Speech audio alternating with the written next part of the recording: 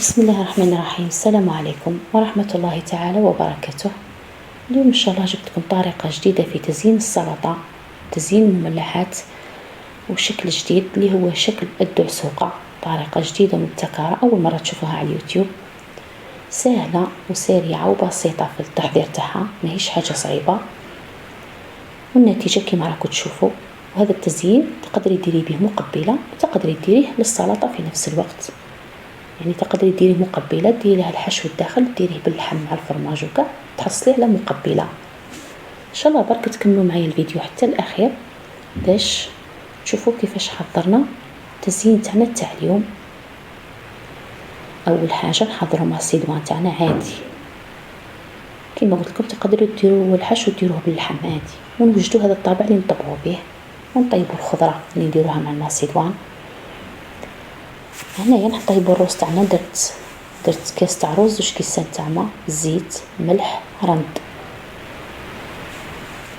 الرز تاعي موش مفور.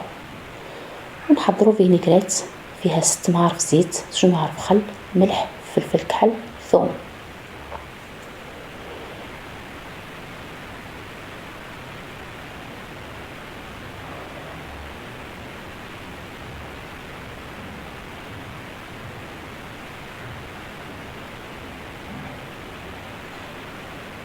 وهنايا نجو الماسيدوان تاعنا، انا درت فيها غير الخضره.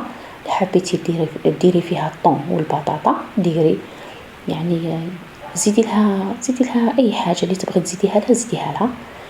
خلطنا لها فينيغريت ومن بعد درنا لها المايونيز على حسب الكميه تاع الرز اللي تكون عندك، مغرف ولا 2 ولا على حسب الكميه. نديرو شويه تاع مايونيز في بوشاطوي ولا غير حبه تاع فرماج، حنا غير نرسمو به العينين.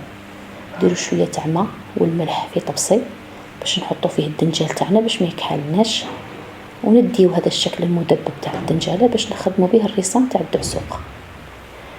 نروحو الطماطم نخووها من الداخل، نحفروها يعني نقلعوا لها اللب تاعها، ونطبعوها بهذا الطابع. لا ما عندكش هذا الطابع استعملي غير الطابع تاع حلوه السيجار ولا غير بلاع تاع ستيلو، بوشون تاع ستيلو ثاني هو يطبع لك من علامه. هذا الطابع راني قلعتها غير واحد ستيلو، لقيت فيه هذه القطعه المعدنيه قلعتها عجبتني وراني نخدم بها كيما هكا، مستعملتها كطابع. هنايا نطبعوا 7 تاع الثقوب، يعني 3 منا وواحده كيما هكا في الوسط. الدعسوقه تجي فيها 7 تاع النقاط السوداء كيما هكا. ونفس الطابع اللي طبعنا به القوقعه تاع الدعسوقه نطبعوا به الزيتون باش نديروا به النقاط السوداء.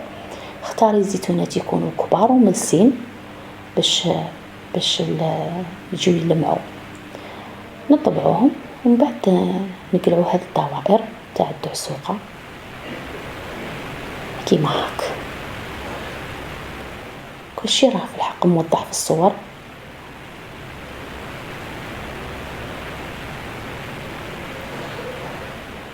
وهنايا نجو نديروا الفتحه تاع الجنحين كيما هكا.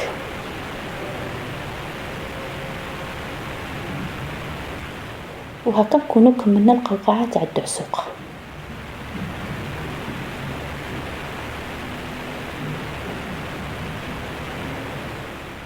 ودروك نخدموا الراس، ندو الدنجال كيما هاك، ندو هذا القاعده تاعو هذه نقسموها على 2 كيما هاك،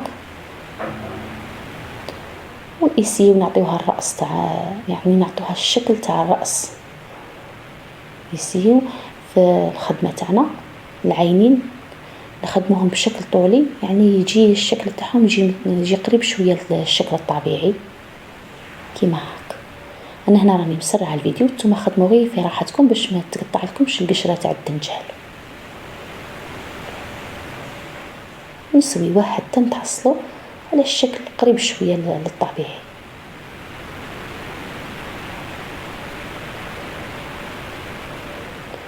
ونفس الوقت نقلعوا قشره تاع الدنجال تكون غليظه ونخدموا بها هذا المثلث اللي يجي هنايا في وسط الجناحين.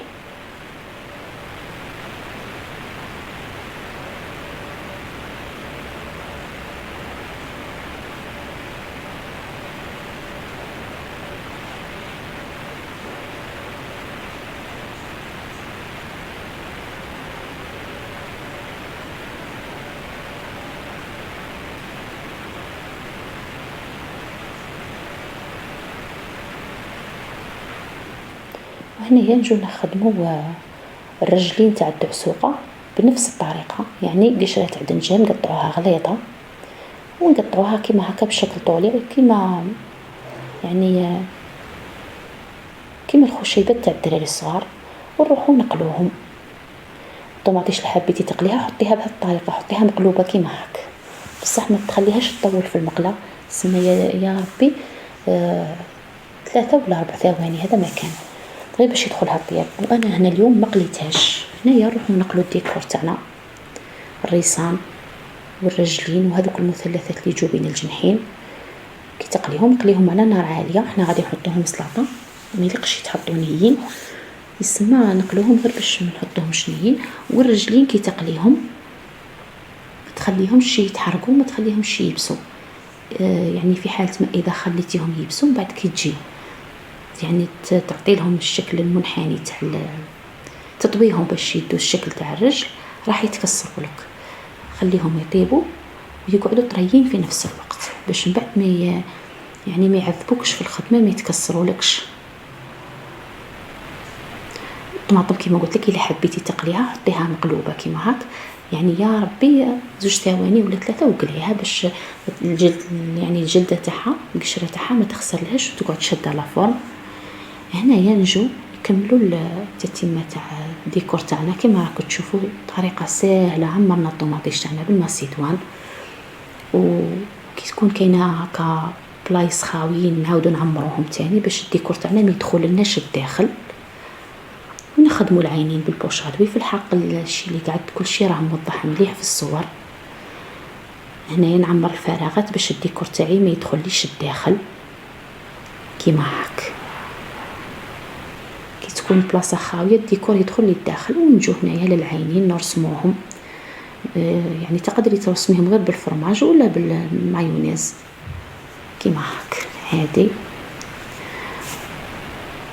وهذاك الفراغ اللي بين الجنحين تاني نعمروه باش الديكور تاعنا ما يدخلناش الداخل. وهكا نكونوا يعني نبقاو نهضروا غير رجلينا نحطوهم ونكونوا كملنا. ان شاء الله برك تعجبكم طريقه التزيين اللي جبتها لكم اليوم، شابه بزاف، تشبهوا بها الطابله ان شاء الله في رمضان، وسهله وبسيطه والشكل تاعها ولا اروع كما راكم تشوفوا.